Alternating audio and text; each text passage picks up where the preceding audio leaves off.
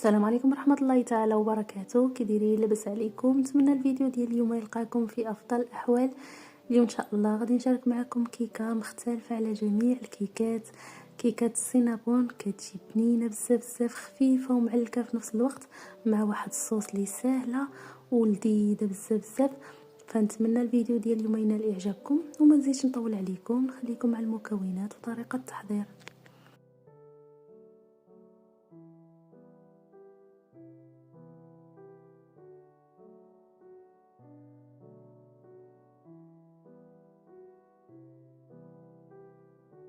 بسم الله على بركه الله. غادي نحتاجو 4 الحبات ديال البيض يكونوا بدرجه حراره المطبخ. غادي نضيف ليهم كاس من السكر حبيبات، ممكن تضيفوا كاس الا ربع الا ما بغيتوش الحلاوه بزاف. ساشي من سكر الفانيلا ورشه ديال الملح. غادي نضرب هاد المكونات مزيان مع بعضهم، زعما حتى كيضاعف الحجم ديالهم على 2 ولا 3 ديال المرات. قد ما طربتو قد ما الكيكه غادي تجيكم خفيفه البنات. صافي انا بعد ما طربتو غادي نحيد الطراب الكهربائي باش نبدا نخدم بالطراب اليدوي. صافينا كيما شفتوا. غادي نضيف ليهم البنات كاس صغير مملوء من الزيت، ناقص غير شويه ماشي بزاف كما كتشوفوا. وغادي نضيف ليهم كاس عامر مزيان من الحليب على هذا الشكل هذا. غادي نضيف ليهم واحد اليوغور يكون بنكهه الفانيلا او لا طبيعي. صافينا كيما شفتوا غادي نخلطهم حتى كيندمجوا مع داك البيض على هذا الشكل هذا، غير بشويه البنات. صافي بعد ما غادي تخلطوا غادي ناخذ نزيد النواشف. غادي نحتاجوا 3 كؤوس ونصف من الدقيق، ما يعادل 350 غرام. غادي نضيف لهم 2 معالق كبار من النشا، وواحد الخماره من فئه 16 غرام على هذا الشكل هذا. صافي غادي نغربل هاد المكونات، ضروري تغربلوهم باش كيساعدوكم كيدخلوا مع داك البيض وما كيبقاش فيه التكتلات. صافي هنا كيما شفتوا بعد ما غربلت الدقيق غادي نبدا نخلط شويه بشويه على هذا الشكل هذا حتى كندخل داك الدقيق مع الخليط على هذا الشكل هذا. كنبقى نطرب من الفوق لتحت على هذا الشكل هذا باش ما كيهبطش ليا البيض ونكونوا ضربنا تماره غير هكاك.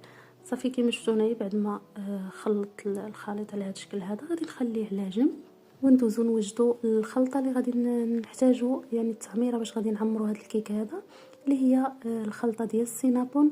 البنات هاد الكيكه هذه راه كتجيب مذاق السينابون، كتجي بنينه بزاف بخصوص العشاق السينابون فاكيد عارفين المذاق ديالو كيفاش داير، فكيجي رائع. هنا احتاجيت البنات 50 غرام من السكر البني اللي ممكن تعوضوها بالسكر الابيض، وعندي 50 غرام من جوز البيكان ممكن تعوضوه بالجوز العادي يعني القرقاع، وضفت لي واحد الملعقه من القرفه. صافي كنخلطهم. ممكن تضيفوا لي شويه ديال الزبده، فانا فضلت ما نضيفهاش الصراحه. ممكن تضيفوا واحد المعلقه ولا 2 ديال الزبده، فانا عجبني هكا الصراحه جا غزال. صافي هنا كيما شفتوا خديت المول اللي دهنته شويه ديال الزبده ورشيته بالدقيق. غادي نفرغ فيه الكميه، نصف الكميه ديال الخليط ديال الكيك على هذا الشكل هذا. غادي نوزعها بهذا الشكل وغادي نعمرها بداك الخليط ديال الجوز والسكر على الشكل هذا. كنوزعو في الوسط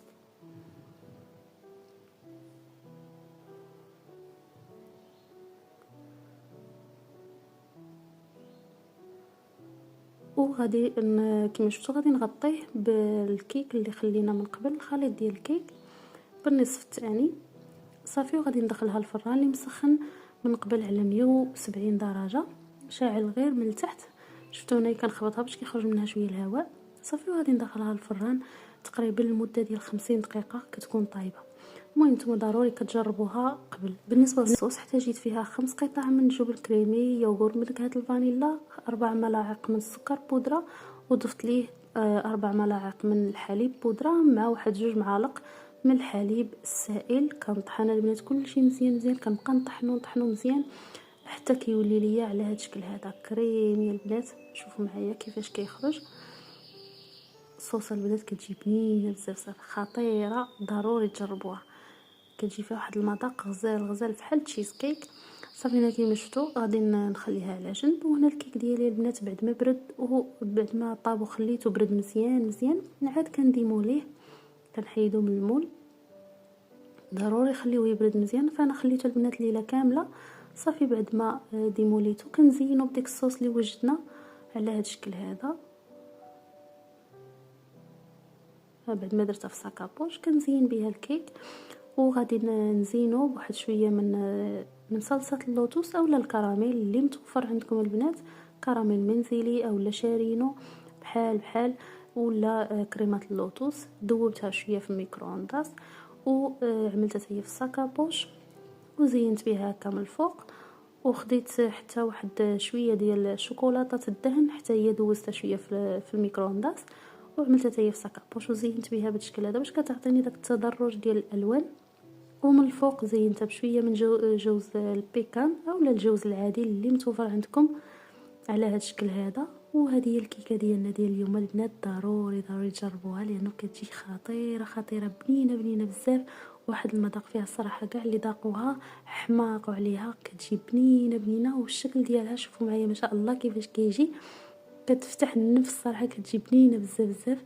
فنتمنى الفيديو ديال اليوم يكون نال اعجابكم، وما تنساوش الى عجبكم بارطاجيو مع الناس اللي كتعرفوا باش تنفع فائده ان شاء الله. وبالنسبه للناس اللي كيزوروا قناتي لاول مره نتمنى تشاركوا في القناه وتفعلوا الجرس باش يوصلكم كل جديد. وبسلامه عليكم، تلقاو في وصفات جديده ان شاء الله. بسلامه.